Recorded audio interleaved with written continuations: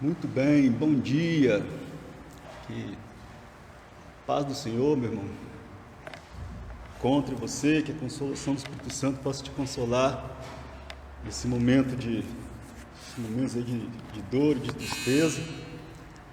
Mas a palavra de Deus, ela nos traz bastante conforto nessas horas, né? Como o pastor falou aqui, nós como sacerdotes precisamos interceder, e uma coisa que nós vamos fazer nessa meditação aqui hoje é lembrar desse nosso papel. Vamos aprender aí que nós precisamos, voltar para o caminho. Nós temos andado perdidos, e nos últimos tempos estamos mais perdidos do que estivemos no passado. Então talvez seja esse o momento da gente buscar de fato a reconciliação com Deus. O nosso texto está no capítulo 25 de Êxodo, do versículo 1 ao 9. Eu quero que você pegue aí a sua Bíblia, esteja com ela aberta, não feche, porque nós vamos precisar dela, mesmo que talvez a gente não recorra diretamente, mas para aquilo que eu disser você possa olhar aí e ver que realmente o que eu estou dizendo está de acordo com a palavra de Deus. Diz assim o texto de hoje: Disse o Senhor a Moisés: Fala aos filhos de Israel que me tragam oferta. De todo homem cujo coração mover para isso, dele recebereis a minha oferta. Esta é a oferta que deles recebereis: ouro, e prata, e bronze, e estofa azul, e púrpura, e carmesim, e linho fino, e pelos de cabra, e peles de carneiro, tintas de vermelho, e peles finas, e madeira de acácia, azeite para a luz, especiarias para o óleo de unção e para o incenso aromático, pedras de ônix e pedras de engaste, para a estola sacerdotal e para o peitoral. E me farão um santuário para que eu possa habitar no meio deles, segundo tudo o que eu te mostrar, para modelo do tabernáculo e para modelo de todos os seus móveis, assim mesmo o fareis. Vamos orar? Pai amado, a Tua palavra está aqui, Pai, está aberta, nós vamos expô-la, Deus. Clamamos ao Senhor, Pai, por misericórdia, por sabedoria, por graça, Deus, para que possamos expor, Pai, a Tua palavra, Deus, com honestidade, Senhor Deus, que haja, Deus, integridade, ó Pai, naquilo que será dito, Pai, que não seja nada, Pai, exposto do meu próprio querer, da minha própria vontade, mas uma palavra do Senhor para o seu povo, Senhor Deus, chamando, Deus, o seu povo de volta, Deus, a um relacionamento, a comunhão, Deus, e mais do que isso, mostrando, Pai, de fato, qual é o caminho, Deus, para se chegar a Ti, Deus. Fica conosco, Pai, nesta manhã, Deus, abre, Pai, o coração do Teu povo ao entendimento e à compreensão, Deus. Nós te pedimos em nome de Jesus. Amém. Bom, meus irmãos, você já foi assim a algum lugar e de repente você percebeu que aquele lugar não era o lugar onde você deveria estar? Aí você para, olha e pensa assim: poxa vida, eu estou perdido. E o pior que estar perdido é quando nós estamos perdidos e estamos longe de casa. E essa é a nossa situação de maneira real, de maneira geral. Todos nós nascemos perdidos e todos nós nascemos longe de casa. Desde que o homem pecou, infelizmente, como já foi dito aqui pelo nosso pastor, citando o irmão, todos nós nascemos fora do jardim. Infelizmente, isso é uma verdade na nossa vida. Mas o que Deus fez quando Ele percebeu que nós estávamos nessa condição? Ele providenciou um caminho de volta para Ele. E é por isso, amados, que Jesus, Ele é o verdadeiro caminho. Apesar que a gente vai falar aqui do tabernáculo, mas o verdadeiro caminho não é o tabernáculo. O verdadeiro caminho chama-se Jesus Cristo. E esse caminho, ele começa justamente com uma oferta. E não é uma oferta qualquer. é uma oferta excelente. E como a gente viu aqui agora há pouco, né, todos os nossos cultos, a gente tem o nosso momento de ofertório. E a oferta, ela é uma parte vital do culto a Deus. Por quê? Porque é por meio dela que a gente expressa aí a nossa gratidão a Deus. É por meio dela que a gente agradece a Deus por tudo aquilo que Ele provê para nós. Mas é interessante quando a gente olha para o texto aqui, propriamente dito, é que no versículo 1 e 2, somente no versículo 2, Deus fala assim: fala aos filhos de Israel que me tragam oferta. De todo homem cujo coração mover para isso, dele recebereis a minha oferta. Veja que o texto aqui não está falando que é para o povo trazer uma oferta a Deus, mas é para trazer a oferta de Deus. Isso faz todo sentido. Por quê? Porque foi o Senhor que lá, quando o povo estava saindo do Egito, moveu o coração dos egípcios para que eles pudessem, para que os israelitas pudessem encontrar favor diante desse povo. E tudo que eles pediam, o povo dava. Em Êxodo 12:36 está relatado. Então, olha que interessante, essa oferta que o povo entregou a Moisés, na verdade não foi uma oferta do povo, mas uma oferta do próprio Deus para o povo. Olha que legal, não era uma oferta do povo para Deus, mas de Deus para o povo, porque era com essa oferta que seria erguido o tabernáculo. Então, essa oferta para o tabernáculo, ela foi uma provisão de Deus ainda no Egito, e sem essa oferta não haveria tabernáculo, porque foi justamente com esse tesouro, vamos dizer assim, que o tabernáculo foi construído. E foi uma oferta, providenciada por Deus, mas foi uma oferta apresentada pelo povo. E quando a gente olha para esse ponto, que foi Deus quem providenciou essa oferta, mas que foi o povo quem apresentou essa oferta, a gente olha que isso a gente percebe que isso é uma sombra, ou seja, é um reflexo de quem foi Jesus, ou de quem seria Jesus. Ele sim é a verdadeira oferta, oferta providencial de Deus para nós, pelos nossos pecados, pela nossa culpa. Então, assim como as ofertas de ouro, de prata, de bronze, de tecidos, de pedras preciosas, sem isso aí não haveria o tabernáculo, também sem a oferta de Cristo não haveria a igreja. E pior do que isso, nós estaríamos perdidos em nossos delitos e pecados. Não teria salvação para nós sem o sacrifício, sem essa oferta de Jesus.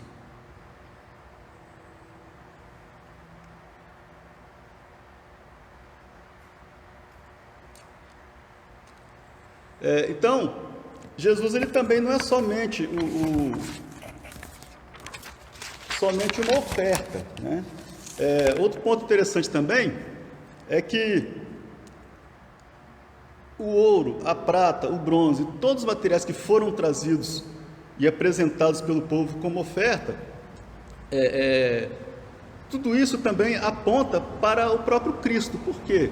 Olha, só tem coisas preciosas aqui, coisas assim que o povo não teria condições de ter, porque eles eram escravos no Egito. Então, ouro, prata, ainda mais o tecido azul, que era um pigmento muito difícil de conseguir, por isso que ele está aqui entre esses materiais raros e caros.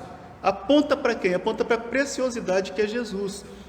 E se essa foi a oferta trazida por eles, apresentada por eles como oferta para a construção do tabernáculo, e o que dizer de quando eles ofereceram Jesus? Como foi que isso se deu? Talvez eles não soubessem disso no momento, mas enquanto eles gritavam, crucificam, eles estavam apresentando Jesus como oferta de sacrifício pelos nossos pecados, a oferta de Deus pelos nossos pecados. Aí você pode estar fazendo aí agora a mesma pergunta que me foi feita, mas não foi o próprio Jesus que se entregou? De fato, ele disse, ninguém tira a minha vida, eu voluntariamente a dou. Mas se você pegar isso aí, né, aí eu mesmo preguei aqui na ocasião, em Marcos capítulo 8, se não me engano, que quando Jesus está caminhando para se entregar às autoridades em Jerusalém, ele vai alertando os seus discípulos, gradativamente ele vai falando para os seus discípulos o que vai acontecer. E uma das coisas que ele diz é que ao chegar em Jerusalém, ele será entregue aos sacerdotes. E os sacerdotes o entregarão aos gentios. E pior do que ele ser entregue aos sacerdotes é porque ele foi entregue por meio de uma traição. Então, ele foi entregue, ele precisou ser entregue. E como eu disse, Jesus ele não foi apenas uma oferta de sacrifício, mas ele também é um caminho providenciado por Deus para que novamente possamos ter acesso a ele. Então, por isso, Jesus é o caminho sobremodo excelente, aquele caminho sobremodo excelente que Paulo cita. Esse é Jesus. E interessante que quando a gente olha para o tabernáculo com seus utensílios, né, a gente percebe que o tabernáculo em si, ele é um caminho para a presença de Deus, mas ele é também uma sombra do que Jesus é para nós. Não é um caminho, mas é o caminho. E como eu disse, o caminho sobremodo excelente. Aí vem aquela pergunta, mas por que o tabernáculo foi tão importante para o povo naquele momento? Vou ressaltar aqui algumas situações. Bom, primeiro momento, primeira necessidade do tabernáculo é porque o povo precisava de um local de adoração. Mais adiante, né, no capítulo mesmo, no livro mesmo de Êxodo, alguém vai pregar a respeito disso. E lá você vai ver que o povo, quando Moisés ergueu uma tenda, que ele deu o nome de tenda do encontro, e o povo ficava em pé na porta das suas próprias tendas, observando Moisés. E quando Moisés entrava na tenda, a fumaça descia e parava na entrada da tenda. E ali então o povo adorava a Deus em pé na sua tenda. Bom, talvez esse não fosse a melhor maneira de se adorar a Deus. Então Deus proveu o tabernáculo também nesse sentido, para que eles possam ter um lugar de adoração. Mas um outro motivo também importante é que aquele povo, eles viviam no Egito, numa terra onde havia muitos deuses, uma terra onde era comum alguns acontecimentos, como por exemplo, tios casar com as próprias sobrinhas e vice-versa. Os próprios pais de Moisés se encaixam aí nessa descrição, né? Então, ou seja, eles aprenderam no Egito coisas que também eram praticadas na terra para onde eles estavam indo, né? Em Canaã, por exemplo. Então, quando Deus dá a lei para eles, quem já leu Levítico deve ter visto isso aí, uma das coisas que Deus fala para eles é: quando vocês entrarem na terra que eu vos dou por herança, não farão como o povo daquela terra, porque eles faziam a mesma coisa dos egípcios. Então isso poderia levar o povo a entender o quê? Bom, se no Egito adorava-se assim, se aqui adora-se assim, então o jeito de adorar a Deus é esse. Então tinha que trabalhar a cabeça desse povo, tirar deles essa ideia de como era o culto, para introduzir o culto verdadeiro, o culto de adoração a Deus, da forma como Ele quer ser adorado, e não da forma como nós queremos adorá-lo, certo? Outro ponto também muito importante que a gente não pode esquecer é que esse povo, eles estavam sendo levados para lá como instrumento de juízo. Eles não estavam para lá para passar a mão pela cabeça daquele povo, para conviver com aquele povo, mas eles estavam indo para lá para matar aquele povo. Era a ordem de Deus, né? Aí você pode estar pensando: mas se Deus é muito cruel, gente, Deus deu 400 anos para aquele povo se arrepender. Eles não se arrependeram. Não seria agora que eles iriam se arrepender, tá? Então, mas esse povo tinha um problema com eles. Eles foram libertos da escravidão do Egito, mas eles ainda não estavam libertos da escravidão do pecado. Portanto, eles não podiam simplesmente chegar lá e matar aquele povo, senão se tornariam assassinos, tá? Então, eles precisavam passar por um processo de santificação, um processo de descontaminação, limpar toda aquela impureza que foi adquirida lá, para que então, agora santificados, eles pudessem ser de fato instrumentos de Deus para levar justiça juízo para aquele povo. Aí, meu amado, cabe para nós uma reflexão importante nesse momento, ainda mais agora, nesse momento que estamos vivendo. Nós somos instrumentos nas mãos de Deus. Instrumentos para levar justiça, mas também para levar juízo. Talvez pelo fato de ser instrumento para levar juízo, é que o mundo nos odeia tanto.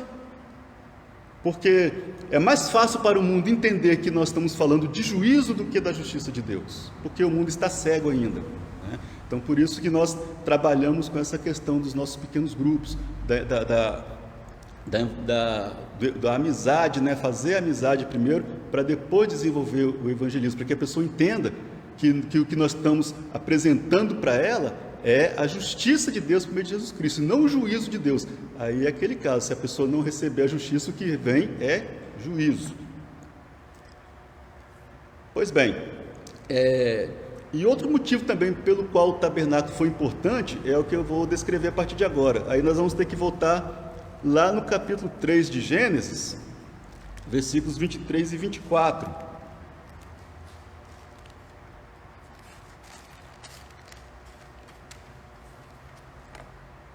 Diz assim o texto: o Senhor Deus, por isso, o lançou fora do jardim do Éden, lançou o homem nesse caso, a fim de lavrar a terra de que fora tomado.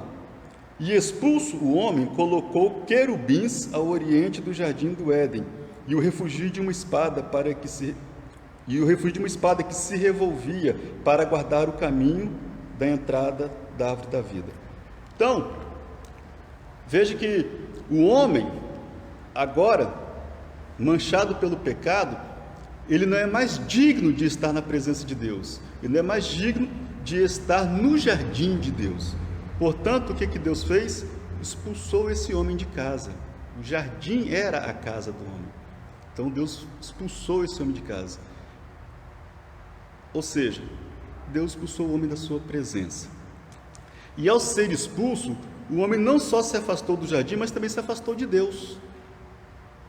Quanto mais o homem caminhava para longe do jardim, já que voltar ele não podia, porque havia ali os querubins tomando conta da entrada da árvore, e o texto ali não diz, né, mas pelas referências que a gente vai ver daqui a pouco, né, pelo menos 2 querubins estavam lá. Então, quanto mais o homem caminhava em direção a leste, mais ele se afastava da presença de Deus, né? Basta para isso a gente olhar aí para Caim e para sua descendência, né? Já foi pregado aqui, eu não vou voltar nesses pormenores, mas a gente sabe exatamente o que aconteceu com Caim e com um dos seus descendentes, em especial. E o homem foi cada vez mais para o lado leste, e quanto mais se afastava, mais ele se tornava mau e cheio de corrupção. Assim, nós ficamos mais distante de Deus e também do Éden, e desde então nós temos profundo anseio pelo nosso lar. Talvez seja por isso que muitas pessoas vivem se mudando, né? A casa aqui hoje está bacana, está do jeito que eu quero, mas daí uns tempos a casa já não me agrada mais, eu já quero mudar. Não é o meu caso, né? Eu particularmente eu sou muito caseiro, então como eu não gosto de ficar mudando, eu procuro transformar a minha casa no local mais aconchegante, né? Eu acho que é por isso que eu fico doido para voltar para casa depois do dia de trabalho, porque eu não quero ficar no meu cantinho sossegado. Então, esse também foi um dos motivos pelos quais o tabernáculo foi importante, né? Por quê? Porque ele é, na verdade, um mapa que mostra o caminho de volta para casa. E é legal quando você pega os textos para ler, aí você vai ver o seguinte, por exemplo,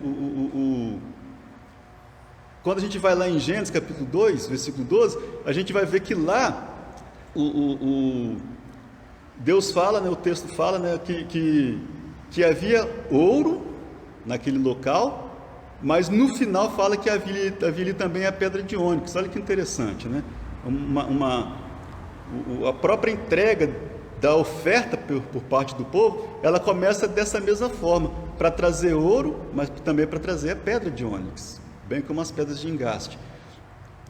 Outro ponto também, o próprio candelabro, lá com as suas flores, seus frutos, ele lembra uma árvore. provavelmente talvez ir fazendo uma referência à árvore da vida. Alguns irmãos acreditam que o candelabro ele também aponta aí para o Espírito Santo, uma vez que o Espírito Santo é quem traz a iluminação. Mas a gente vai ver, pelo menos dentro do que eu pude entender, que eu acho que não se enquadra muito bem dentro dessa colocação, não. Você vai entender por quê daqui a pouco. Então o tabernáculo ele aponta para o nosso verdadeiro lar. Agora eu queria te fazer um convite. Eu não vou te pedir para fechar o olho, senão você pode cochilar. Mas eu quero te fazer um convite para a gente entrar junto nesse tabernáculo. Primeira coisa que você encontra quando você chega na entrada do tabernáculo, a primeira coisa que você percebe é que a porta do tabernáculo está voltada para leste. Não por acaso, a mesma direção para onde o homem foi expulso do jardim. Deus está deixando claro que hoje tem uma porta aberta para que o povo possa voltar. Mas a gente também vai ver que mesmo essa porta sendo aberta vai ter algumas limitações, tá? Essa entrada ela ficava voltada para leste, mas ela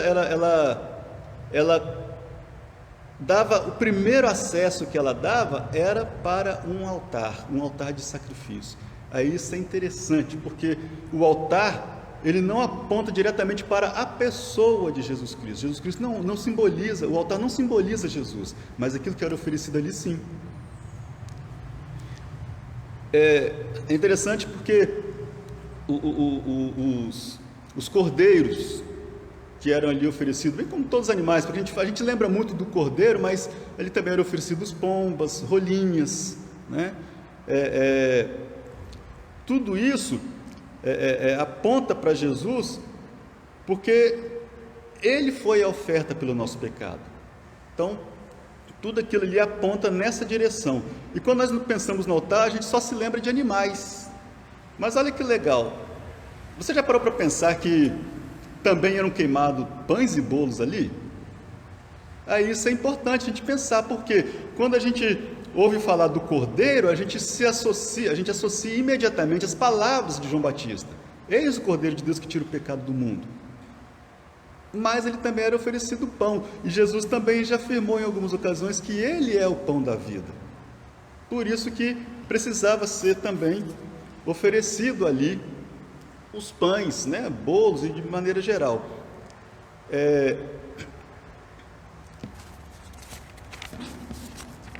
E a outra questão também é, se ele era o Cordeiro, e ele era também o pão, então por que não foi oferecido naquele altar? Faz algum sentido para você? Se ele é pão, e se ele é o Cordeiro, se ele é o pão, não ser oferecido naquele altar? Aí teria um problema, se isso acontecesse. E o primeiro problema seria que um homem sacrificado naquele altar profanaria o altar de Deus. E segundo, que Deus não aceitaria esse sacrifício em seu altar, né? Mais uma coisa interessante é que o altar onde Jesus foi oferecido como sacrifício, ele era de terra e as suas pedras não eram lavradas. Então estavam de acordo com as exigências de Deus descritas lá em Êxodo 20, capítulo 20, versículos 24 e 25, que o pastor Enoque pregou aqui a semana passada. Você há de se lembrar disso. Então, o que é o altar de fato? O altar ele é, na verdade, um convite para nós, um convite para o povo, nesse caso. Um convite ao arrependimento, à confissão de pecados e à santificação. Era ali que o povo era santificado. E, mesmo sendo santificado, aquele povo também não poderia ir muito além daquilo ali, porque não era permitido por Deus o acesso direto ao tabernáculo propriamente dito. Mas também, quando nós olhamos para esse altar, logo na entrada, nós também vemos ao lado dele, ou junto dele, os sacerdotes. Aí entra um ponto importante, porque esses sacerdotes, eles também eram sombras de Jesus. Por quê? Porque eles não tinham apenas o trabalho, né? não tinha como ofício apenas o apresentar as ofertas, o receber as ofertas e apresentá-los a Deus. Eles também tinham o trabalho, né? O ofício de interceder pelo povo. Aí cabe para nós também aquela reflexão a respeito do que foi dito aqui hoje já no início do culto. Nós temos intercedido de fato pela nossa nação, pelo nosso povo. E nós não estamos falando aqui de interceder apenas pela igreja, nós estamos falando de interceder pelo nosso município, pelo nosso estado, pelo nosso país, pelo mundo. Aí é claro, aí a gente engloba aí a igreja também, porque nós não vamos deixar os nossos irmãos de fora, apesar de que é trabalho também dos nossos irmãos fazer isso também, tá? Interceder pelo povo, interceder pela nação, interceder pelo mundo. E quando a gente faz isso, esse trabalho de intercessão, é o momento em que nós nos tornamos mais parecidos com Cristo. Em nenhum momento na nossa vida nós nos tornamos mais parecidos com Cristo do que quando nós estamos intercedendo. Por quê? Porque Ele que está lá no céu nesse momento intercedendo por nós. Todo o clamor que levantamos aqui, toda a falha que às vezes nós cometemos, Jesus intercede por nós junto a Deus, para que Deus não lance sobre nós a sua ira. Então, quando nós partimos para essa intercessão, nós também nos tornamos parecidos com Deus, com Cristo.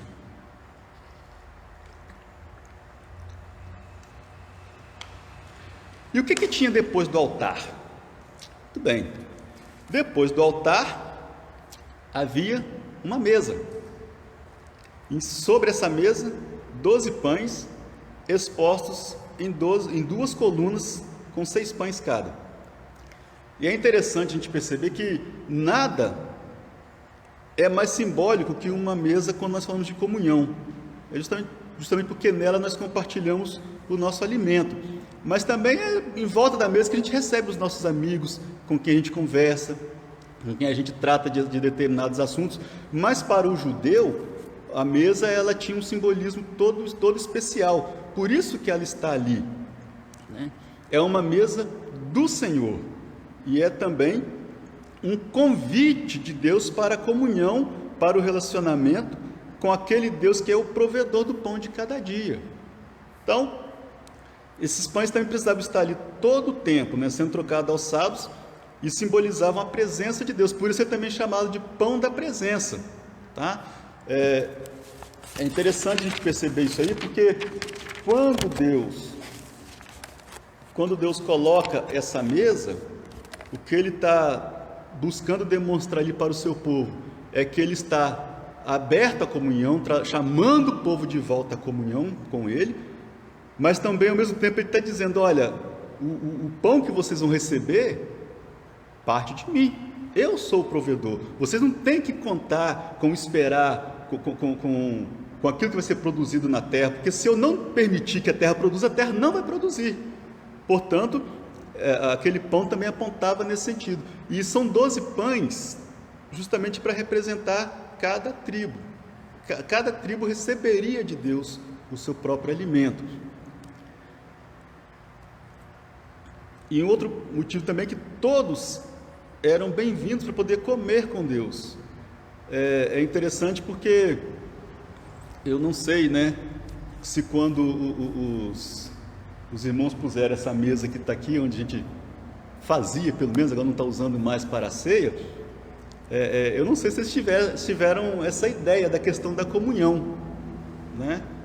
Mas essa mesa ela também é simbólica, porque é sobre ela que nós apresentamos o pão e o vinho, né? Que são símbolos do sacrifício de Jesus. E isso é bem interessante, porque todo aquele que foi lavado e remido pelo sangue do Cordeiro, essa pessoa, ela se tornou digna, não por si mesma, mas o próprio sacrifício de Jesus faz com que ela seja digna de participar dessa mesa, que é aquilo que Paulo fala: portanto examina-se o homem a si mesmo, e coma do pão e beba do cálice, porque quem come e bebe indignamente, ou seja, quem não é digno de participar, quem não é digno de comer do corpo e do sangue de Cristo, come e bebe juízo, e não justiça, né? Então, meu irmão, você que é digno de receber, de comer do pão e beber do cálice, saiba que não é por sua obra, mas pela obra de Cristo que você foi feito digno, porque caso contrário, o que você estaria comendo era o juízo de Deus, e não justiça de Deus para a sua vida. Outro ponto interessante também é que depois que Deus deu ordens a Moisés, no primeiro encontro lá no Sinai, Ele diz que ninguém poderia tocar no monte, nenhum animal, nenhuma pessoa, mas ele dá ordens a Moisés que leve com ele Arão e os anciãos. E o que é bacana é que os anciãos, eles viram a Deus, mas eles não morreram. Ao contrário, eles fizeram uma refeição na presença de Deus. Isso é interessante, porque uma das promessas de Deus para nós é essa, que nós iremos nos alimentar na presença dele.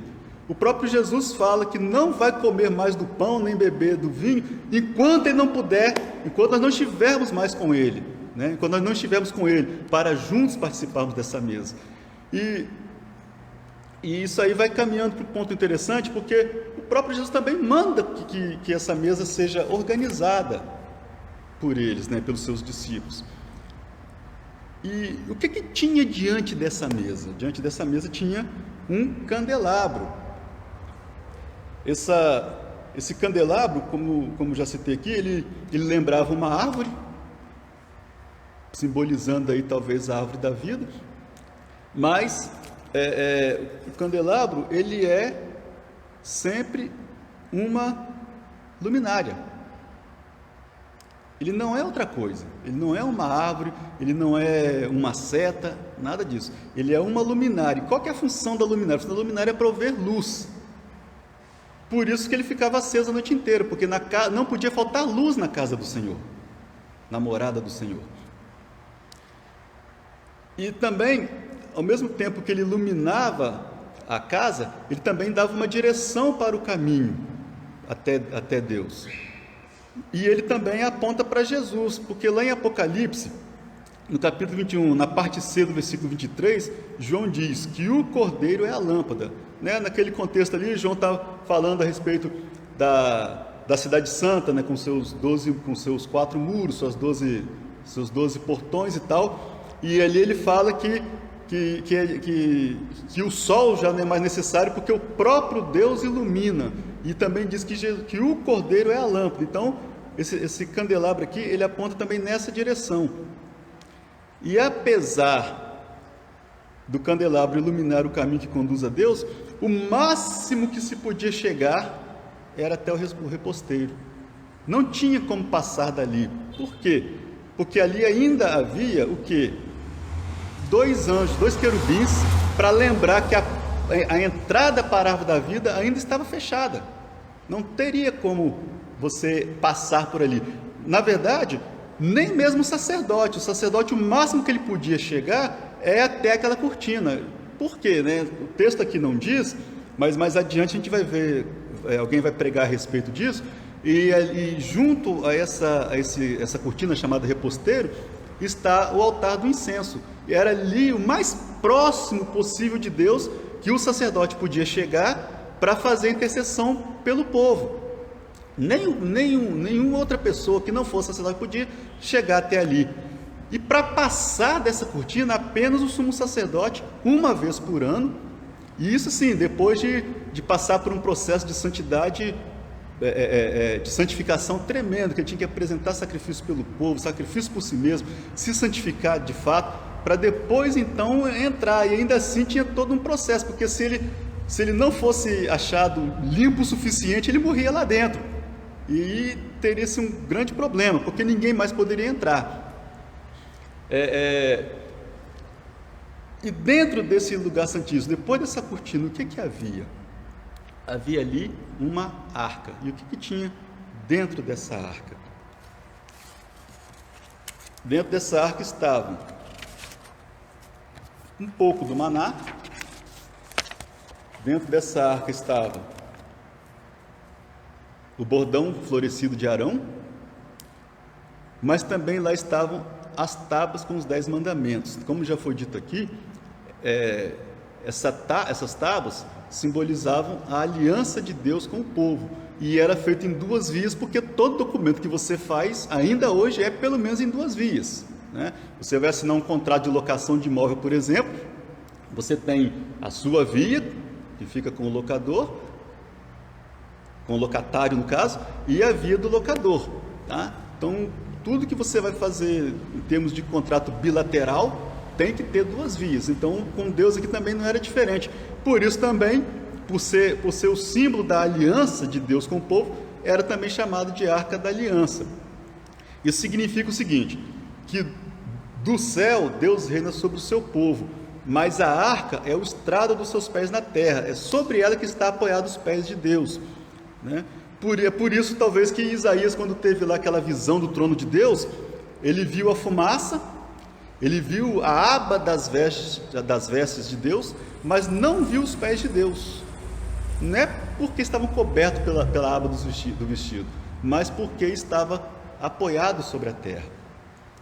Então, a arca também simboliza a presença de Deus no meio do seu povo. É por isso que todas as vezes que eles iam para uma guerra, eles tinham que levar a arca, porque se eles fossem para a guerra sem a arca, Deus não estava com eles. Por outro lado também, uma guerra que não fosse autorizada por Deus, não adiantava levar a arca. A gente sabe muito bem o que aconteceu lá com os filhos do sacerdote. Então, a presença da arca sem autorização de Deus não é garantia de vitória. Olha que interessante, no Éden, a humanidade rejeitou o governo de Deus e a sua autoridade. E qual foi o resultado disso? O resultado disso foi condenação eterna. Mas agora, no novo lar, Deus restaura o seu governo de amor e um governo que vivifica. Não é mais um governo que vai trazer morte, porque a morte já foi trazida pelo pecado, mas agora Deus traz vida para esse povo. E isso é simbolizado por meio do propiciatório. O que é o propiciatório? O propiciatório, como, né, a tradução literal dele, significa cobertura, ou o ato de encobrir. E sobre ele, uma vez por ano, o sumo sacerdote fazia a expiação por si e pelo povo. Assim, a culpa pelo pecado era coberta diante de Deus. E o que isso traz para nós com relação a Jesus? Em primeiro lugar, o sacrifício de Cristo, ele é para nós uma cobertura, tá? Quando Deus olha para você, meu irmão, minha irmã, que já foram salvos em Jesus Cristo, que já receberam o sangue do Cordeiro como alvejante para suas vestes, o que acontece? Quando Deus olha para você, o que Ele vê de fato é o sangue de Jesus sobre você. Por isso, o seu pecado está coberto. Não quer dizer que você deixou de ser pecador, mas Deus não vê mais o seu pecado como forma de condená-lo, tá? E ali, Jesus fez o quê? Então Jesus ele é a propiciação, aquilo que João diz lá na sua primeira carta, que Jesus ele é a propiciação, ou seja, ele é a nossa cobertura, né? Ele é a nossa garantia de perdão de pecados. A propiciação também, ela não foi uma coisa criada pelo homem, ela foi uma coisa criada por Deus, tá? E era efetuada por meio de sacrifício de sangue. Assim, a vítima sacrificada representava o preço do perdão, que só era alcançado porque Deus determinou que fosse assim. Então não adiantava você simplesmente sacrificar um animal, mas isso só aconteceu porque lá em Levítico capítulo 17, versículo 11, Deus vai dizer como que deve ser essa oferta de sacrifício, como deve ser apresentado esse sacrifício, e é só por esse motivo que as pessoas poderiam alcançar o perdão de Deus por meio do sacrifício, porque foi Deus quem determinou assim, não foi por vontade do homem. E esse ato também era simbólico, né? E ele cumpriu por meio da morte de Jesus. Então, ou seja, esse ato de cobrir o pecado, naquele momento ele era só um símbolo, tá? Ele só se torna uma cobertura de fato após o sacrifício de Jesus. Então Jesus foi o sacrifício de expiação que cobriu a pena do nosso pecado, para que possamos receber a misericórdia de Deus. Olha que esse cobrir aí não é apenas no sentido de pôr uma cobertura, mas hoje em dia quase ninguém faz mais isso, mas no passado era comum, quando você ia fazer uma compra e você não tinha dinheiro, então você dava um prezão, um checão pré-datado. Mas aquele cheque pré-datado, ele não era dinheiro se ele chegasse lá no banco e não tivesse dinheiro, não tivesse cobertura para poder pagar. Então, quando aqui diz que o sacrifício de Jesus foi de expiação de Jesus cobriu a pena do nosso pecado, quer dizer que ele pagou pelo nosso pecado. Não foi só o sentido de pôr uma tampa em cima, não, tá? É no sentido de pagar, está pago, está liquidada a fatura, entendeu? Se alguém tentar te cobrar de novo essa dívida, você não, já está pago, não precisa pagar de novo, tá? O próprio Jesus fez isso, e fez isso para quê? Para que possamos receber a misericórdia de Deus. Então, amados, se Jesus, ele é a oferta excelente, se Jesus, ele é o caminho excelente, então ele é também o caminho para a eternidade. Não existe outro meio de chegarmos a Deus para vivermos eternamente na sua presença, se não for por meio de Jesus, tá? É muito comum aí, né, no mundo, tem um ditado que diz que todos os caminhos levam a Deus. De fato, levar a Deus leva, mas só um faz com que você permaneça eternamente na presença dele, tá? Olha que interessante. Na noite antes de morrer, Jesus disse aos seus discípulos: na casa de meu pai há muitas moradas. Se assim não fora, eu vou-lhe teria dito, pois vou preparar-vos lugar. E quando eu for e vos preparar lugar, voltarei e vos receberei para mim mesmo, para que onde eu estou estejais vós também. Está lá no Evangelho de João, capítulo 14, versículos de 2 a 3.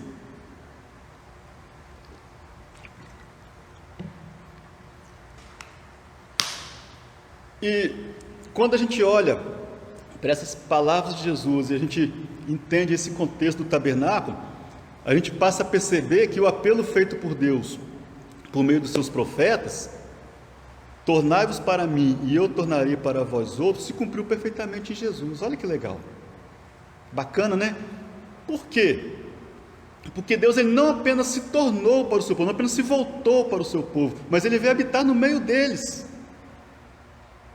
E o que aconteceu? Eles puderam ver a Deus, algo que lá no Monte Sinai era impossível. Aquele que visse morreria, né? Alguns privilegiados, como os anciãos, puderam fazer isso e não morreram. Isso se cumpre assim, perfeitamente em Jesus, né? E agora, esse mesmo chamado continua ecoando nos nossos dias. Até hoje Deus está dizendo para nós: tornai-vos para mim e eu tornarei para vós outros. Mas sabe qual que é a diferença, amados? É porque hoje Deus não vem mais habitar em nosso meio. Ele vem nos buscar para habitar com Ele eternamente. Essa é a diferença. O caminho está aberto. O caminho foi aberto. Não existe mais nada que possa nos impedir de chegarmos à presença de Deus. Então, o lar de Deus está aberto para misericórdia, comunhão e luz. E o tabernáculo, todos os seus aspectos, aponta para Jesus. Ele não aponta para si mesmo. Se você pegar o próprio tabernáculo, ele diz, Jesus, ele é o verdadeiro tabernáculo. Ele mesmo disse: destruí esse tabernáculo e em 3 dias eu edificarei. Ele está se referindo a ele, né? A ele próprio. Não está se referindo àquele templo de pedras. Jesus também, ele é a verdadeira arca, né? É nele que está a nossa propiciação, é nele que está a nossa cobertura. Ele também é o verdadeiro pão. Ele disse: eu sou o pão da vida. Mas ele também é o verdadeiro candelabro. Ele disse: eu sou a luz do mundo. Então, não tem como a gente olhar para esse símbolo que é o tabernáculo sem lembrarmos de quem é Jesus. Tudo que está lá aponta para Jesus. E a nossa busca por um lar, ele é totalmente satisfeito em Jesus. Todas as placas indicativas do tabernáculo, a arca, o propiciatório, a mesa, o candelabro, tudo isso aponta para Ele. Tudo isso nos direciona para Ele. Então, meu irmão,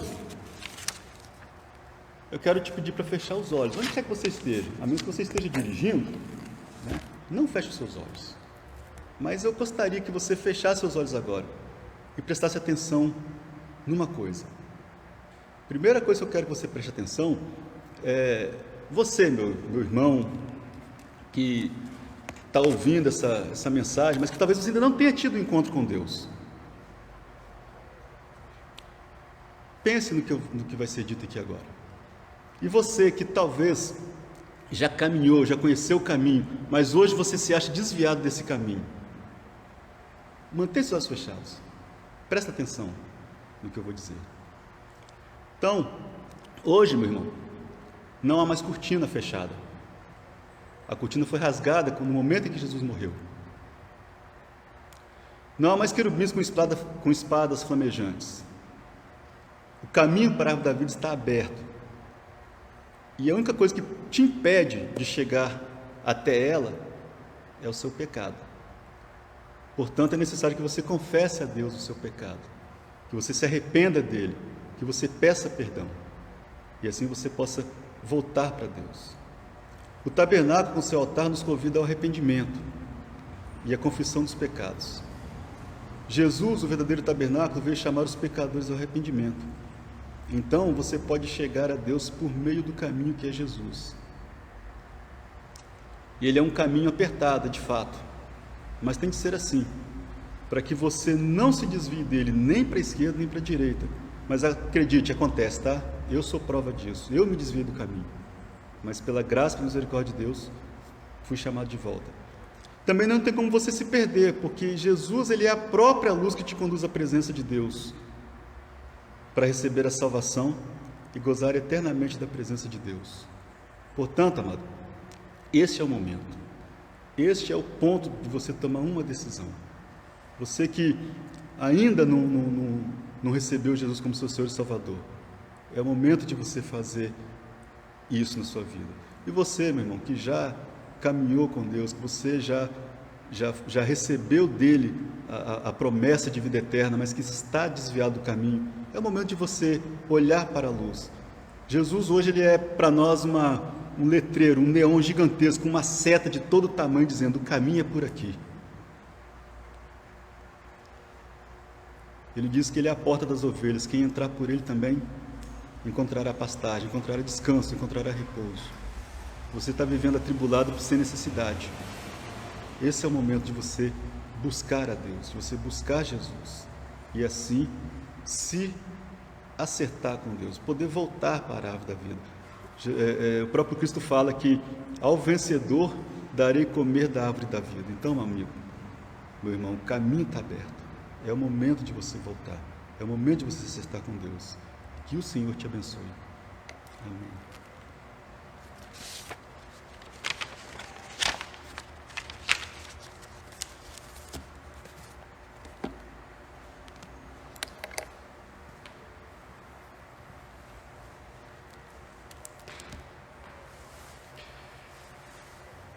Na quinta-feira, eu citava aqui aquela palavra de Jesus que diz: examinai as Escrituras, porque cuidais ter nelas a vida eterna, e são elas mesmas que testificam de mim. O que nós temos aprendido aqui nessa nossa caminhada em Êxodo é que cada detalhe, aliás, em todo o tempo, quando nós expomos as Escrituras aqui, nós estamos mostrando para você aquilo que Jesus disse nas Escrituras. As Escrituras, elas falam de mim. A palavra de Deus em todo o tempo fala de Jesus Cristo. Eu ainda te convido para na quinta-feira você aprender mais sobre isso. Nós vamos falar sobre essa marca da igreja saudável, que é uma teologia bíblica saudável. Eu quero que você feche os seus olhos agora e nós vamos fazer uma última oração, agradecendo a Deus pelo que nós recebemos nessa manhã, pedindo ao Senhor que nos ajude a perceber Jesus em todas as coisas e a sermos gratos pela salvação que nós temos em Cristo Jesus. Feche os seus olhos agora.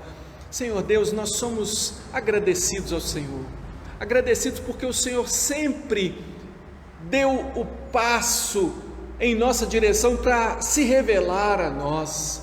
Obrigado, Senhor Deus, por essa ilustração maravilhosa que é o tabernáculo, cada elemento ali apontando para o Senhor Jesus. Obrigado porque o Senhor sempre nos convidou para a Tua presença ainda que mostrando a seriedade do pecado, ainda que mostrando que não podemos mais fazer isso do nosso jeito, mas somente através de Cristo Jesus. Deus, nós reconhecemos, ó Deus, que precisamos de Ti. Talvez alguém nessa manhã esteja fazendo essa reflexão e dizendo: eu preciso de Jesus como meu Senhor e meu Salvador. Deus, que o Senhor receba essa pessoa agora, ajude essa pessoa nessa decisão, encaminhe essa vida, ilumine, Senhor, esse caminho que é o próprio Senhor Jesus, para que ele possa ter vida e vida com abundância. Ó Deus, obrigado porque o Senhor nos alcançou. Obrigado, Senhor Jesus, pelo fato de o Senhor ser a oferta em nosso lugar. Nós te agradecemos, Senhor, peço a tua bênção sobre o teu povo nesse dia, que a graça do Senhor Jesus, que o amor de Deus, o nosso Pai, e que a comunhão do Espírito do Senhor seja com cada um de nós, agora e sempre. Amém. Amém. Que Deus continue te abençoando e fique atento à nossa convocação de oração para hoje. Que Deus te abençoe em nome de Jesus.